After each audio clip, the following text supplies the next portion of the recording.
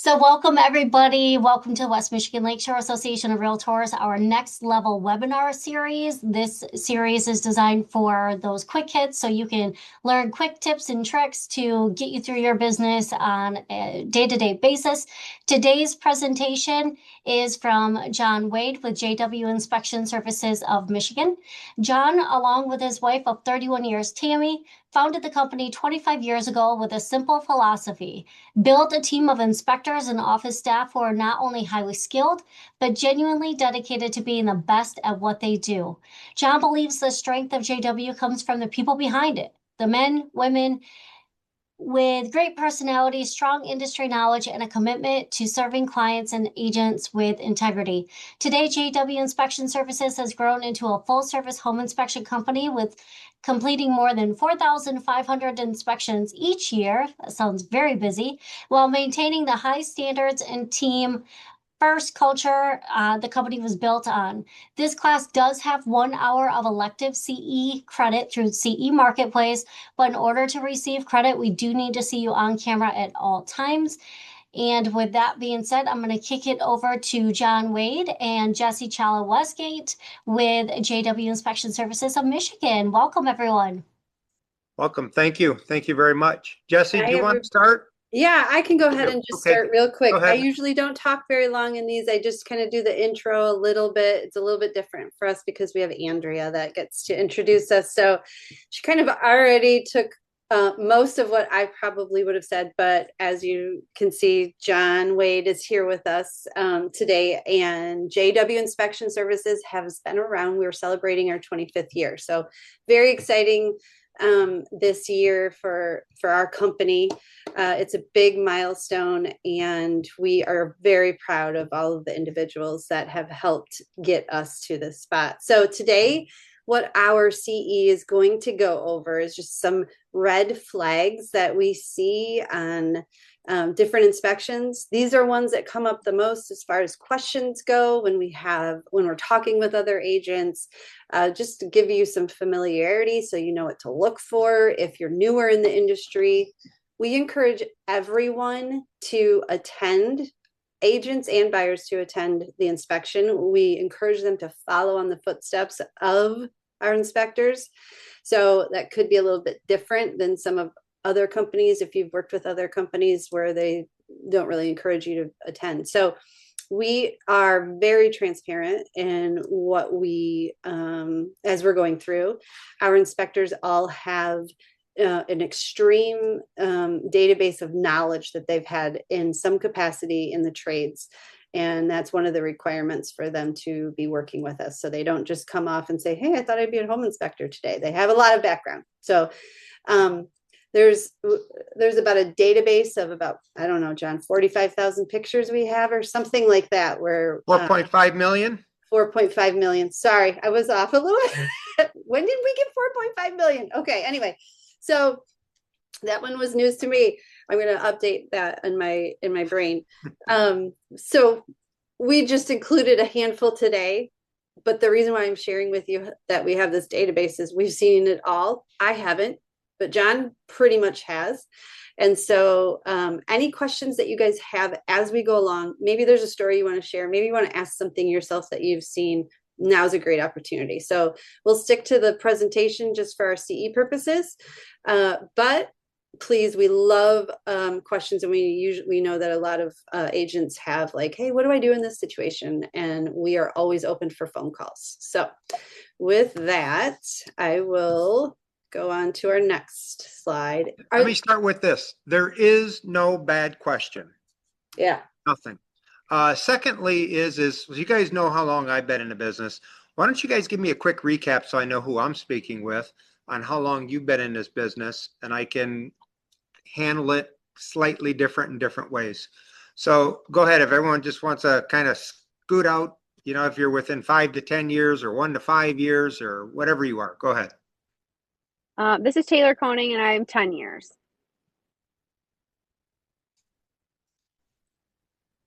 Kelly Thomas, 10 years. Okay. Rankin Beaver, 1.5 years. Melissa Cully, over 10 years with a very long 6-year break in the middle with babies. Congratulations. We're seeing some in the chat. 20 years for Terry, 13 for Eris, 4 years for Marie, Luann, 11 years.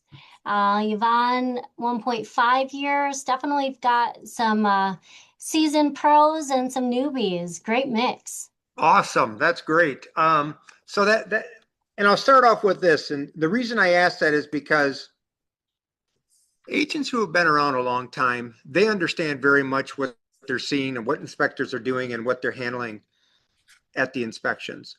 A lot of the newer agents, not to be rude, really don't know what's going on at the inspections. And being there in your newer years, in your more beginning years, really helps you understand what we're talking about as inspectors, who we are as a company, how we handle things with our customers, how do we talk about things, what we say, what we don't say. And I think it's extremely important. And it's more important, in my opinion, for the newer agents to be there than the older agents. If the older agents want to be there, we want everybody there. We have no troubles with it.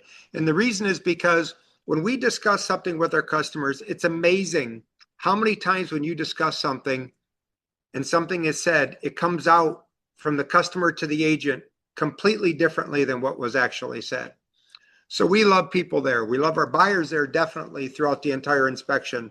It makes the inspections much, much better because we can explain things. We can talk to them about things throughout every aspect of the home. And I know that 95% of all inspection companies have all switched to, how about you show up for the last half hour to an hour? All that does is put on an extra hour of time. You do not get to see, the customer does not get to see everything that we're doing and does not get to ask us every question about what we're doing.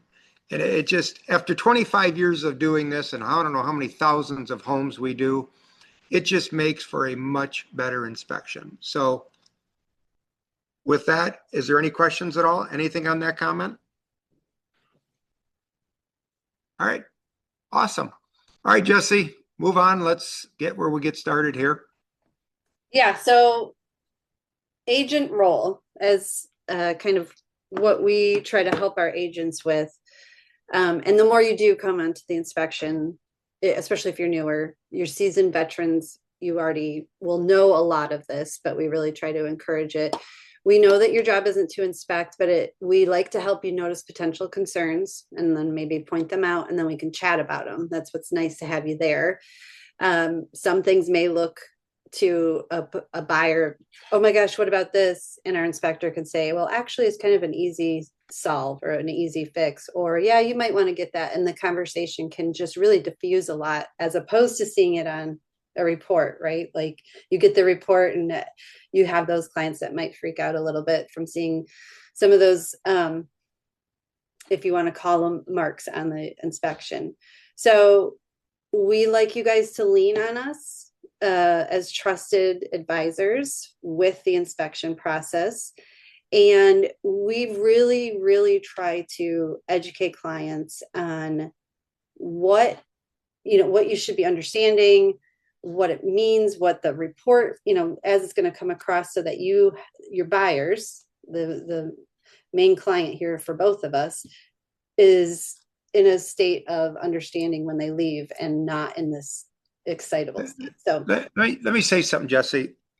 One of the reasons I'm so tough on hiring inspectors with knowledge is because, believe it or not, I started this 25 years ago, and I started it after buying about 4 or 5 homes and doing all the work because I've always done the work myself. I didn't come with a builder's background. And those first few years of being in business were extremely tough. Now, when I hire a new inspector, if you don't come with the knowledge that I want, I don't want you. We move on very quickly. I want knowledge. I want personality. I can teach you anything else. But trying to put 15, 20 years of knowledge into somebody is almost impossible. We can put into you how to teach you how to handle situations with customers, how to explain things correctly. That's all teachable. But without that knowledge, it's not teachable.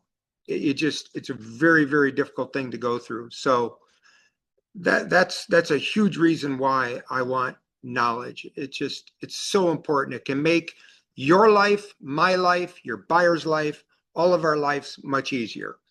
It truly, truly does. And when my buyer is there, we can discuss things with them. We want them to follow us and look at everything with us, explain it to them in the proper way so that they fully understand what's happening.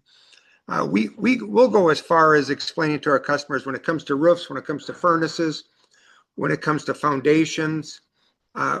We have experts who have worked in the foundation company, the roofing industry, been builders for 25 years, done all these different things. I have 3 inspectors who work for foundation companies. Foundation companies are awesome, but a lot of them are out for one thing, money. And not all foundations need to be completely repaired. They don't. A lot of these foundations are perfectly fine. Yes, there is plenty of them that have their issues and they need to be dealt with. But by understanding them, as a large group of inspectors that we have 15 different inspectors. If any one of our inspectors sees something that they don't fully understand, they'll text this group and our group will respond to them immediately. It puts everybody into a very easy situation. So next from there, let's see, where are we heading to, Jesse? So we're going to the big 5 red flags inside of a home. Let's start with the roofs. The roofs, it's a very fine line that we're walking all the time. You can see some of the photos on here that are, that's an easy call on a roof. You walk up to a roof, you see something like that, the roof has to be completely replaced. But you got to get on top of these roofs. You got to walk a roof. If you can't walk a roof because it's too steep, we fly them with drones. We look at them very, very closely. If you have a roof that's got 3 to 5 years of life left on it, we have to take the time to explain to our customers, if you call a roofer out here tomorrow, a roofer's going to call the roof bad, period. That's the way it is. Roofers are there to come there and they don't want to repair something. They want to replace it. But many roofs can be, they can be repaired, they can be handled, things can be done. And everything just don't need to be replaced tomorrow. When you look at a couple of these photos that Jesse is showing right there, I can tell you right now, the roof on the left-hand side, I've never walked this roof before, that looks like that because it's multiple layers. And that's most likely between 2 and 3 layers of shingles. The shingles on the right-hand side, they're getting older, number 1, and number 2, the valley was incorrectly installed. And I've never walked these roofs. I've just looked at these shingles. I've been on top so many of them. Will these roofs be an immediate problem? The one on the left, yes. The one on the right, you're getting very, very close to having to be replaced. And that's because the shingles are deteriorating so badly. So roofs are just something you got to walk. You got to walk them. You got to look at them. You got to explain them to your customers and explain them correctly. The photo on the left-hand side, that's a fascia that's completely deteriorating on top of a roof. Will it leak right there? It's a very good chance it'll leak. It just all depends. And that's where you got to take a look at the outside of the house and then you got to walk to the inside of the home to follow exactly where that problem is. The one on the right-hand side, that just from that view right there, to me, it says homeowner installation. Homeowners try to do the majority of all their own work themselves. And it's not the right way to do things. When you want a roof installed, you get it done by a professional. So roofs are something that you have to be very careful with as an inspector. You have to be very careful how you're talking to every one of your customers. We understand that you have customers there that are scared to death. A lot of them, it's their first time purchase. They're very nervous. Roofs are now between $10,000 and $15,000 for your basic roof, depending on who you call. I understand that they're very expensive. But when a roof has 3 to 5 years left on it, we let the customer know you got 3 to 5 years of life left. You know, the last thing we want as a home inspector is to hurt any of your deals. But something we want even more than that is not to have a customer upset with me and upset with you guys because we didn't tell them the truth at the inspection. And by letting them know they got 3 to 5 years, they know the truth right off the get-go. Even if they have a roofer come over there and say it needs to be replaced right now. We've already discussed that with them. Any good roofer will tell them, yeah, it should be replaced, but yes, it could easily last 3 to 5 years. So we let them know all that information right off the get-go. When it comes to foundations, boy, foundations can be tough. There's a lot of different things to say about foundations. When you get into an older home, which each one of these look like is, they're all older homes. A lot of different things can be happening inside homes. You know, one of the things that agents can do themselves when you're looking at a foundation is, even if the basement is completely finished, look at the windows. If you have just a regular basement window that's sitting up top, look at your windows, because they got everything framed in, everything's covered up with drywall or paneling. Your windows will show you everything. Your windows will show you if your windows are leaning one way or the other. That's going to tell you immediately that your foundation is leaning one way or another. So windows are something you need to immediately go look at. Another thing you can look at too, inside a newer home or older home, is when you're on the outside of a home, take a look at your siding. How far does your siding come away from your home? I always take my fingers. So if this is your siding here that's laying up against the house, your siding is right up top here, then take your fingers and put them up to the foundation.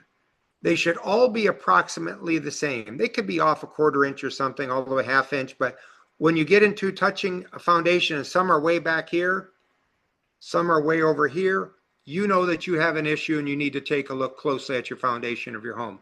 That's something those two little things are very simple for an agent to take a look at and figure out, is there a good chance, is this foundation good or is this foundation bad? Hey, John, there was a question that just came in real quick. Go ahead, please. Barbara asked, she sees commercials for roof coatings applied right over existing shingles that claim to extend the life of a roof for 5 years or so. What are your thoughts on those products? They're not all bad. They're really not. And you're probably looking at more of for listings or for new home buyers. It's not a terrible product. And one of the things that those guys are walking away from is when your granules have worn off very badly. When the granules have really worn off, that's not working real well with those roofs. But a lot of those are working very well, very, very well. I haven't run into any ugly problems. I've spoke to the owners quite often because I like to get as much detail as I can from them. So it's not all terrible. It's not. You're going to hear a lot of negativity from roofers. They're all going to beat up on it. I know it. I've heard it. I've talked to several roofers. I call myself a lot of different companies and just communicate with them about different things that are happening in the industries, learn different things about what they're doing. So I personally, I don't think it's all that bad. If you can grab an extra 5 years, 7 years of life on it for a couple grand, why not? It's not going to hurt you one bit. That's how I look at it. It's never going to stop the caulking that needs to be done. It's never going to, around all your flashing, it's never going to stop when a plumbing boot cracks that someone's not up there replacing the boot or just caulking the boot. If the roof only has 5 years, 7 years of life, just take a tube of caulk and caulk it around the boot. Plumbing boot is the PVC pipe that comes up and then you have a black boot underneath it.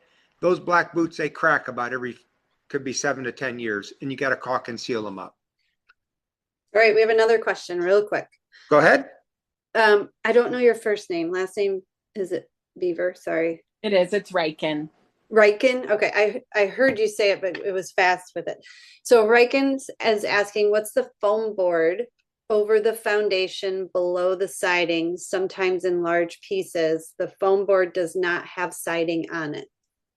No, it does not. You're talking about just on top of the concrete foundation, correct? That is more of just a visual board that covers up the foundation. That's doing nothing to help it, nothing to hurt it. The only problem is it gets beat up and it looks like garbage. I actually talked to my son about that a lot because my son worked for a foundation company for many years. Sean, who's with us, worked for a foundation company, and one other guy, John Matthews. And we've all discussed it, and it really doesn't do any good or any bad, except the worst bad is it just looks terrible. But you can cut pieces off and reseal it back up.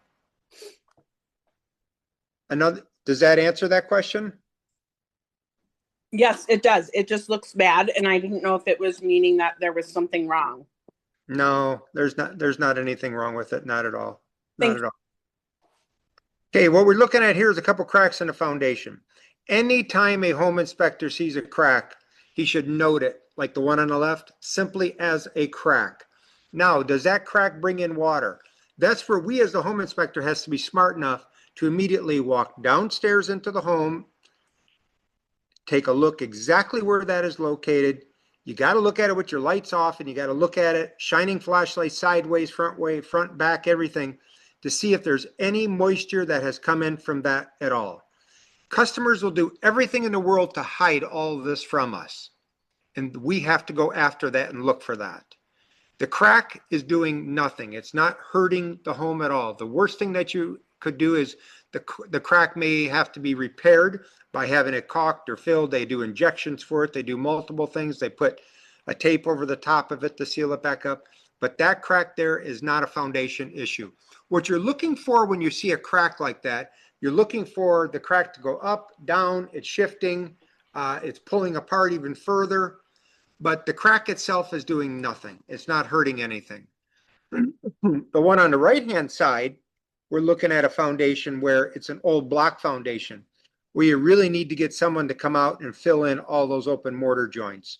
Those mortar joints, the foundation's old, I can tell you that right now, but you got to look at more than just the age. You got to look at how the house is standing, how the wall is down below in the basement. You know, it may just need a good maintenance job done to it. It could definitely cost a few grand depending on how bad the joints are open, but is the house standing straight? You know, so many times I'm not being mean at all, but so many inspection companies, the first thing they want to do is say, oh my God, the foundation's bad. Well, look at the foundation. Look at and see what kind of movement has happened there. And that's one of the great things we have is the knowledge. I mean, some of these guys, including my son, who's only 28 years old, he has more foundation knowledge than I do. Sean has more foundation knowledge than I do. John has more. They have all spent anywhere between 7 and 10 years in the foundation business and truly understand it very, very well. You guys can have access to any one of their phone numbers. If you have a question, or to myself, I will get a photo out to every one of our inspectors immediately, and we will answer questions for you. Don't be afraid to ever, whether you're using us or not, don't be afraid to use us. Call us, text us. We will answer questions for you. It really helps the customers out a lot. Any questions I can answer for you concerning foundations? Okay, let's look at the first photo on the left, the white one. When I immediately look at that, I look at different things pop up in my head. I look at it and say moisture. I look at it and say termites. Because one of the reasons I say termites is because there's bubbles there. And that's one of the things you got to look at when you're looking for termites is bubbles. Anything with bubbles in it from the inside means they're working their way from the inside to the outside. So you got to rub your finger across that to start feeling for things. I can't see that really, really well. That there to me looks like nothing but moisture. So you got something but leaking from behind. But like I said, I'm not on site where I can actually look at it 100%. But that's something that when an inspector is looking for termites, he needs to be looking at the wood trim very closely, because wood trim, and just so you all know this, when you see a piece of wood trim like that, run your finger on it. You run your finger on it and that trim collapses quickly, that's an instant, it's termites. You got a problem. And we find that quite often inside houses. So when customers ask us, why don't you do it for free? What exactly are you looking for? It could be something so small you're looking for on a piece of trim that you have to take the time to look at it when you're doing a termite inspection. Water issues, they're different in every home. They truly are, and you guys have seen them as much as we do. One of the toughest things for moisture is, and I tell all my inspectors, you know, and the agents know that we as inspectors just can't go into a home and empty every closet out. But anytime a closet is full in a basement, I hate to say this, but it's an immediate concern of mine. What are you hiding from me? And I tell my inspectors, get on your knees and start looking looking around everything you can possibly look at, because what is the customer trying to hide from us? It's a terrible thing to say, but it's unfortunately the truth. The only times we've really been in trouble is when someone has hid something on us. And that's where we as inspectors go in there. We photograph every closet, every wall, every ceiling, every part of every home. There's probably anywhere from 125 to 250 photos taken of a home. And that's the time we spend by ourselves at an inspection, just getting a general feel. So we see everything that the customer is hiding. It's even sad to say when you walk in a home and you see a tray of cookies sitting on the counter for us to eat. Well, what's underneath that tray? Because lots of times you move it aside and something on the countertop is cracked and damaged. So it's how much time you look. It's how much knowledge you have with looking. Lots of times you'll see our inspectors go downstairs and shut all the lights off and start shining their lights down a wall sideways, because that tells you more about a wall than just looking at a wall straight on directly. Water damage is tough. You're always looking for the damage itself, but you're looking for what did the customer cover up to show me that there's no leaks. And when you shut the lights off and you look at things differently, it tells you, why was that one spot just repainted? There's generally a good reason for it. Any questions concerning any type of water leakage or damage or anything else? Anything on that I can go over with you at all? Okay, sounds good. Oh, what do we got here? Watch for HVAC systems. This is one that all agents and all inspectors should realize. When a furnace reaches 18 to 20 years, many of them can make it to 20, 25 or more. The two things you should be looking for is, number one, what is the color of that flame? If you have a flame that is, and I'm colorblind too, yellow, green, orange, they're all the same to me, but they're basically the same when it comes to troubles. Those colors are all going to tell you there's something going on with that furnace. And when you get to that age, the first thing a furnace contractor is going to tell you, furnace needs to be replaced. And that's the last thing we want. But it's the last thing we want is for our customer to move into their home and call a heating contractor and tell them, have them come in and take a look at the home, and the first thing the contractor says is replace the furnace. Now, what a home inspector can do is they can look at the furnace. They can see that it's one of those colors. And the first thing they do is make sure you set up a good test for a carbon monoxide detector. Check all that. Make sure you have no rust around that heat exchanger. Make sure your furnace flue has no rust around that. At that point in time, it's still a good idea for the inspector to mention, we recommend to have the furnace checked by a licensed contractor. But at this point in time, there's no signs of carbon monoxide, and there's no signs that the furnace has any issues at this point in time. And the only reason we're recommending to be checked out is because the actual furnace flue, I'm sorry, God, I just lost my thought there. The flames itself are running at a orange or a green color. And make sure you know the contractor that you're hiring. Make sure you understand, because you call some of these big contractors, the first thing they're going to do is say it's bad. You hire a contractor who's been around a long time, that's a great photo right there. Primarily, everything on the right-hand side is going to tell you you have potential problems. When you see it nice and pretty blue like that, I think that's blue. Blue almost looks purple to me, but I'm colorblind. 98% of the time, that furnace is going to be running perfectly fine, even if it's older. When I say look at the furnace flue, lots of times you'll get rust on that flue. And if you just take a pen that you have in your hand and start tapping that, if that's solid, it's okay. If your pen starts going through those little rust areas, you have a problem with that flue on that furnace, and that needs to be looked at further. And that's another reason why you make sure you check that. And then if you have to, you mention it, that they need to have a contractor look at it. A lot of contractors like to say that furnaces need to be replaced after 15 years. I completely disagree with that. I think is when you need to start looking at it is between 18 and 25 years for furnaces. I have had multiple furnaces in my houses last 20, 25 years. There's no reason they can't live that long. I've seen them last 30 years and over. So it just all depends on the contractor you have that you're working with, or your customer has that they're working with. There's different things to look at, but I don't believe we just need to call a furnace bad just because it's 18 to 20 years old. And all of my inspectors know that. You don't do that unless you have a strong reason to say why. Any questions about furnaces at all?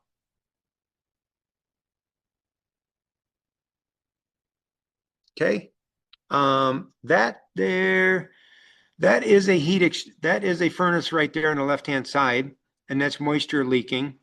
Generally, that happens due to the air conditioning system inside the furnace. That there is your coil that sits directly above the furnace itself. That's your air conditioning coil, and that's where your moisture will run down and drop into that. It's generally a very easy fix, but if you see it, get on the phone, call your heating contractor, have it repaired. The photo on your left-hand side, that's a plumbing issue right there. It looks like what I'm looking at right there is there should be what's called a vent right there, and it's the name of it is a PV. It's been so, I can't remember the exact name of it, but it's a little vent that sits right on top of that you'll see in a lot of homes. When you walk into the home and you turn on the faucet of the home and you hear that gurgling sound in the older homes, that's because there's no vent that runs directly to the exterior of the home. That's because the home is old. They didn't do all that years ago. So they have new vents today that you can put on there. They're about $10 a piece. And you put a little piece of PVC right there, stick it up in the air, put the AAV vent, that's what it is. And you put that little vent on it and it'll automatically vent right there. You don't vent toilets like that. Toilets all need to go to the outside of the home, and that's how toilets were vented years ago. But these little vents coming out of the kitchen sinks or bathroom sinks, there's nothing wrong with an AAV vent. It works perfectly fine. It vents everything correctly, and it allows that you no longer have to hear that gurgling sound. Do I see a question? Jesse? Is anybody out there? Hey, yep, I think she's on the phone. Barbara. No, I was trying to find my audio button. Sorry, Oh. it's up top. No, it's Go ahead. somebody had said P-trap with the word, but it was when you were trying to search for the word, I think is what it was for. But Oh, yeah, it's Yep. AAV vent. P-trap is completely different. P-trap's completely different. Now, the one thing I do see is the electrical outlet down there. That needs to have a cover on it. And really, anything inside a bathroom should all be GFCI protected. That's ground fault circuit interrupter with the reset button on it. Technically, this is it. We're going into a whole nother subject, but technically, anytime a customer touches anything in their home, nothing needs to be done according to code. Nothing. When I say a customer, if you own the home and you want to do the work on it yourself and you're not pulling a permit, it does not have to be done according to code. Now, we as the home inspector are going to come in there and we're going to note safety issues. But technically, if that outlet was sitting above your sink and it was not GFCI protected, we will note on there that we recommend GFCI protection. We do not put on there that it does not meet code, because in an older home, technically it is up to code. It's not up to code the day they hire a contractor and he has everything done through the city and the city comes out and they inspect it. That's where wherever they're working on something, it has to be brought up to the current codes of the day. Home inspectors are not code inspectors, but I still believe they need to know the proper way to discuss everything. And I could take that one a whole lot deeper, and they can be very difficult. Wow, that's I just interesting. thought I'd throw that one in there, see if anybody watched. That looks like the boys' room. It was a homemade urinal in a garage that was found. So yeah, that one, Little behind the scenes, little humor. Sorry. yeah. Jesse, you got one of those at your house? I should. It's called the toilet in the main bathroom. Jesse's got a bunch of kids. They're dirty. Sorry. Okay, go I'm just ahead. throwing that in there. Electrical panels.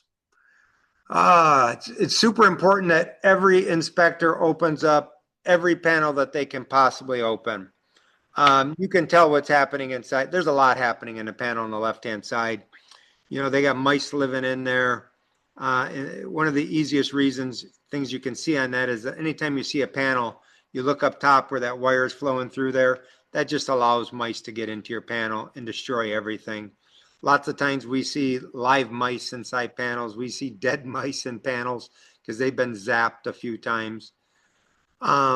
You can see the panel on the right-hand side. There's some burnt marks on that. And that's because things are just improperly wired. That's homeowners doing their own wiring. The wiring job is very, very sloppy. Go ahead. I see a question here.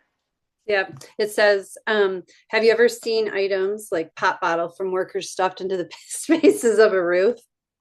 Say that again. You ever seen Have you ever seen, you have, but she's wondering, Luann is wondering if you've ever seen items like a pop bottle. She's being kind, I think, with pop bottle, but have you ever seen a pop bottle from workers stuffed into the spaces on a roof?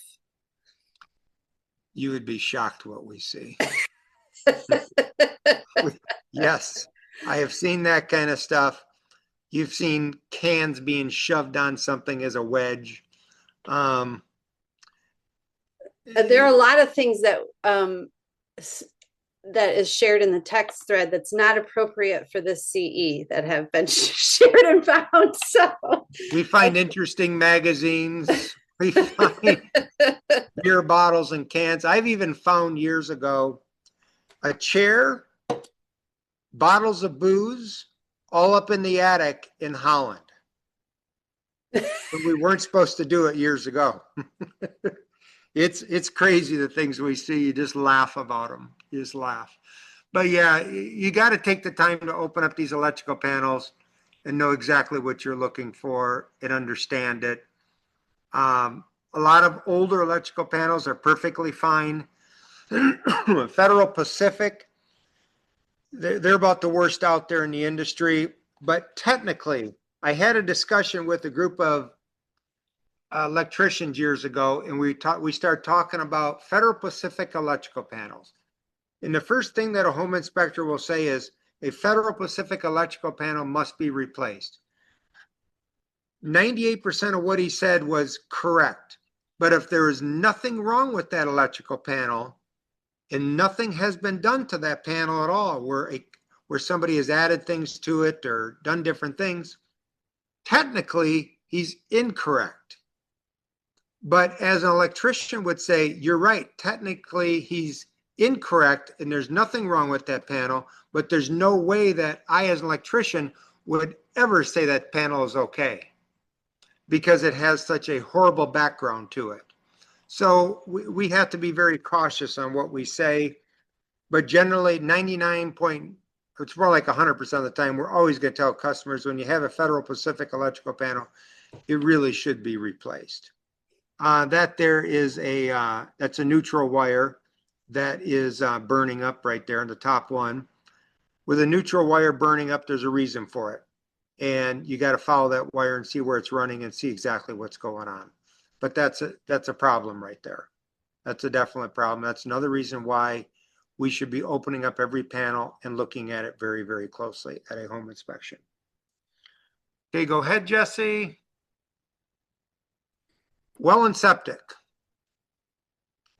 We've been doing, as a company, we've been doing well and septic for about 8 years, 10 years throughout the state of Michigan, because I also have 3 inspectors in Eastern Michigan. We've been doing well in septic over here in Western Michigan for about 3 years now.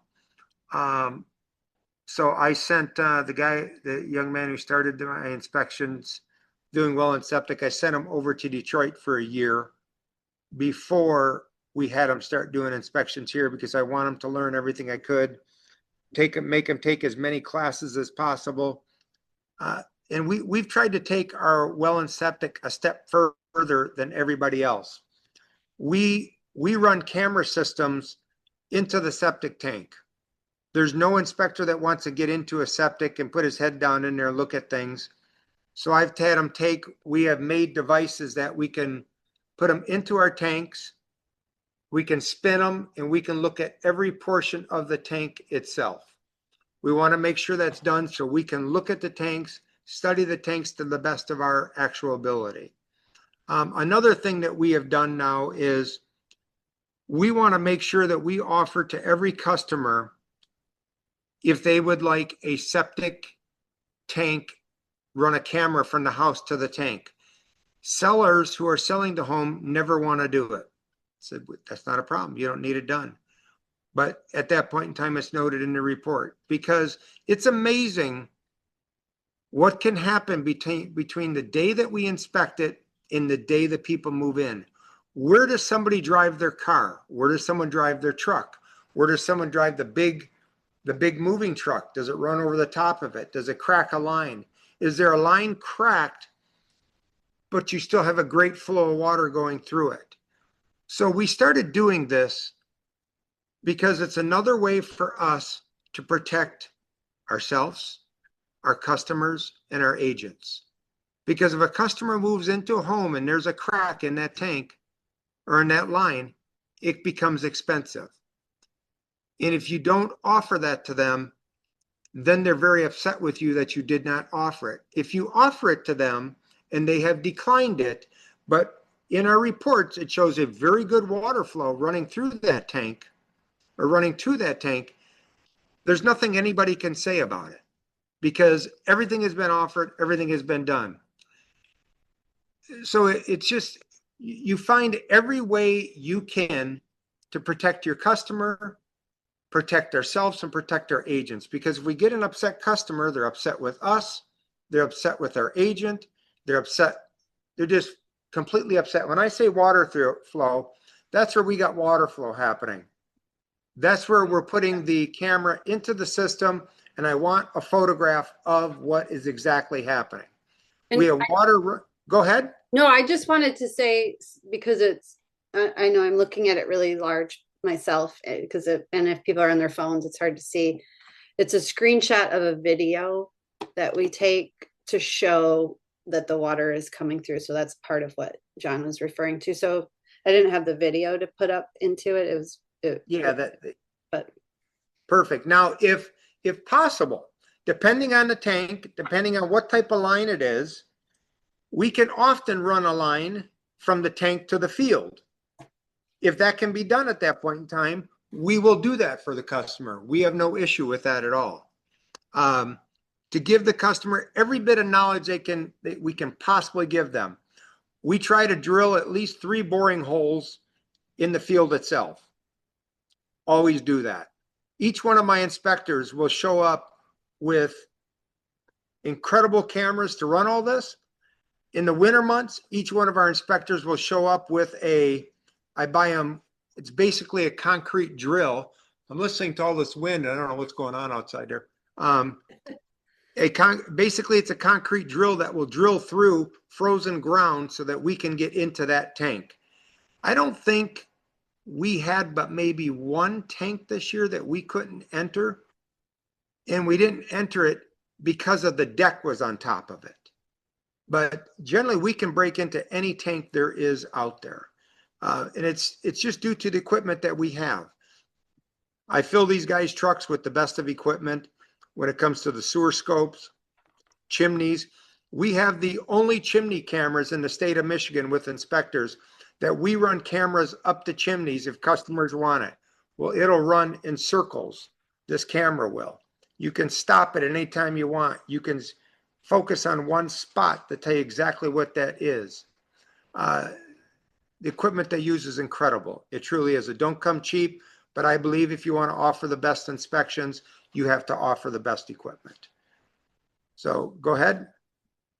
Now we're just getting to the point of just some random pictures because we're almost to the end. You guys know what that stuff is? Anybody answer those questions?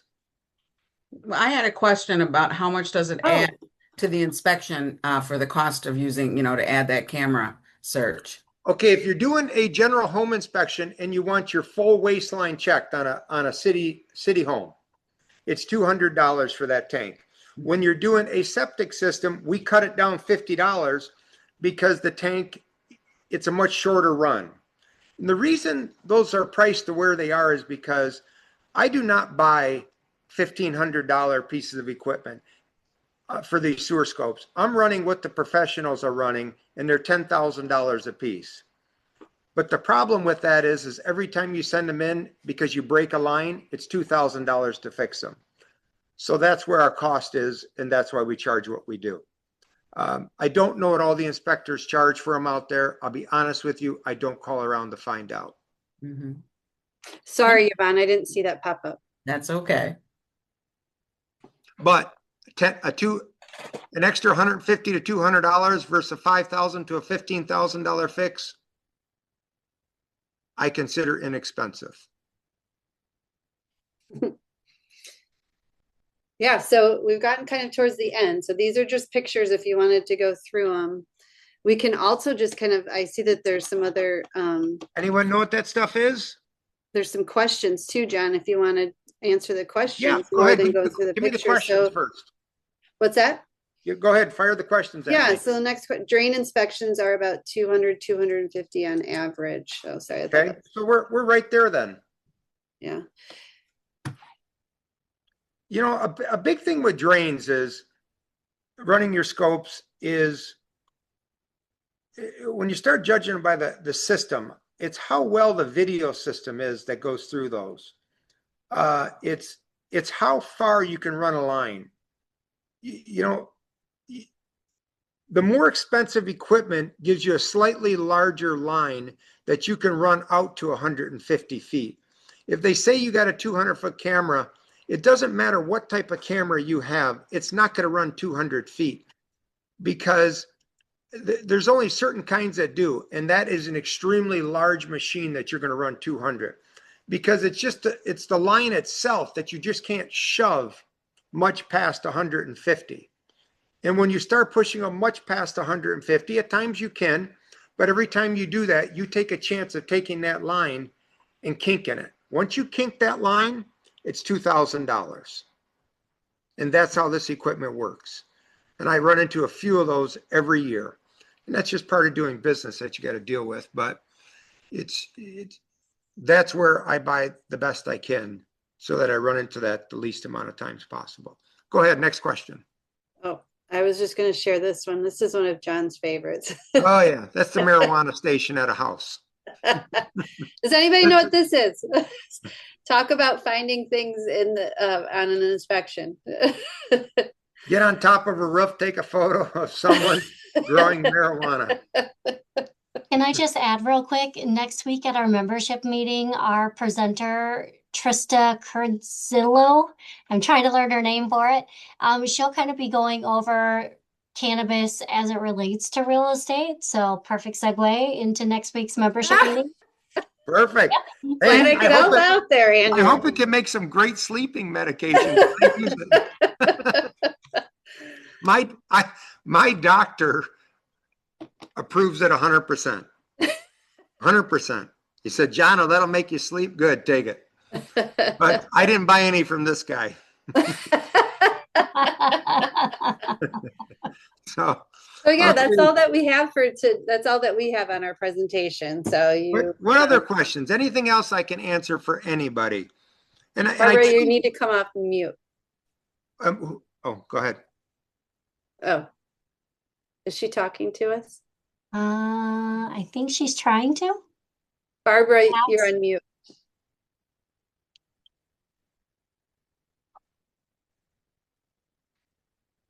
Okay, there we go. My HVAC guy that's looks at my unit once a year. He says changing the furnace filter at least 5 times a year really helps prolong the life of the unit. Oh, love that answer. I even push it further. For Do you? $5, I do it once a month. Okay, because he has looked at some units that I have listed, and I do a pre-listing inspection with him, and he said some of these that are so bad he can't even pass them, and they're relatively new units. And so so that furnace filter changing is huge, right? Oh, absolutely. When we open those things up, lots of times, and this is probably, I tell the guys, I says being a jerk, but I don't care. I said, if it's that filthy, pull it out and set it right in front of the furnace. Because you're telling the customer this is going to be the most expensive furnace repair you've ever had. Exactly. And don't go out and buy the cheapest filters. Don't buy the most expensive ones. Oh, I always wonder about that. $5. You get the one for $5 to $7, and that's all you need. You get them too expensive and they don't work properly. You don't get great airflow going through your system. I bet you talk to your furnace guy, he'll say, just get that basic one. They're like $5 to $7 a piece. And I buy them at a case set. And you know how many times does a customer say, well, I don't need them during the summer months because I got my air conditioning going. Well, it's the same darn thing. Wrong. Oh, you're absolutely correct. And take a look at your condensers on the outside of the home when you're talking your air conditioning system. Don't take the weed whip and whip it and then damage all the fins. And then you got to get someone out there with a fin comb. And that fin comb has to reopen all those back up so that your AC condenser is working properly. So there's so many different little things you got to be looking at when you're looking at all this different stuff at an inspection. People ask us all the time, so what exactly are you looking at today? The most difficult thing you could ever answer, because it can take anywhere between, you can be looking at anywhere between 1,500 and 3,000 different things, but every home is different. And you don't know what you're looking at until you get to that home. And lots of times my inspectors will show up a half hour early. They're taking basic photos and they're just trying to get a basic feel for what the home is all about that day. Okay, any other questions? Anything else? Bye, Terry.